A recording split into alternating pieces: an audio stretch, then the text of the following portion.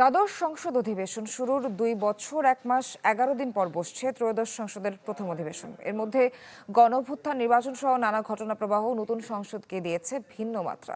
বিশেষজ্ঞদের প্রত্যাশা, নানামুখী চ্যালেঞ্জ মোকাবেলা করে এবারের সংসদ হবে গঠনমূলক ও প্রাণবন্ত, যেখানে থাকবে সরকার ও বিরোধীদের দায়িত্বশীল ভূমিকা। সাদবিন শফিকের রিপোর্ট।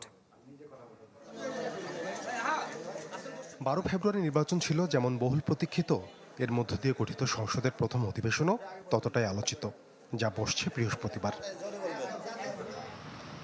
প্রথা মেনে প্রথম অধিবেশনের প্রথম দিনই রাষ্ট্রপতির ভাষণের পর সংসদ ঠিক করবে কে হবেন স্পিকার, ডেপুটি স্পিকার। আশা আছে রাষ্ট্রপতির ভাষণের ওপর এবারের আলোচনা হবে গঠনমূলক।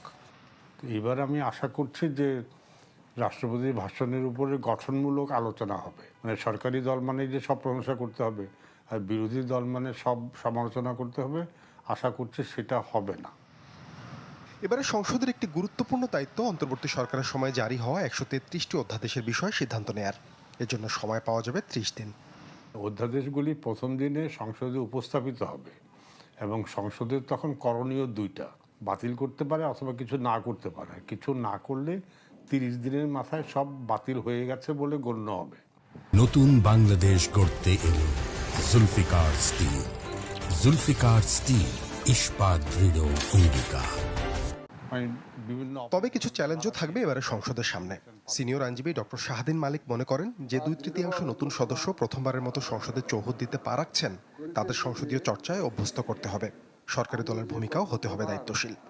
তাদের সংসদে এসে সংসদের রীতিনীতি বুঝে কখন কি বলতে হবে এইগুলির ব্যাপারে তাদের দুর্বলতা থাকবে।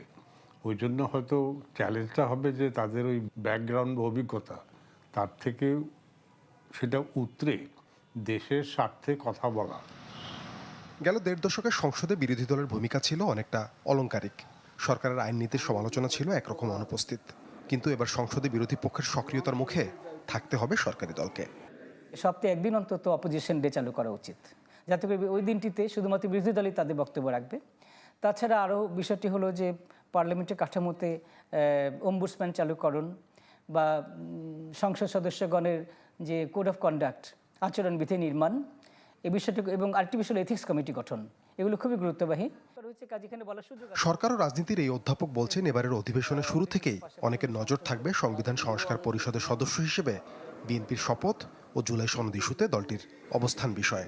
এই সংসদকে প্রথম 180 দিনের জন্য তাদেরকে সংসদ পরিষদ হিসেবে কাজ করার কথা। ইতিমধ্যে বিজয়ী দল কিন্তু সেটি ব্যাপারে তারা এখন পর্যন্ত কোনো ওথ নেয়নি।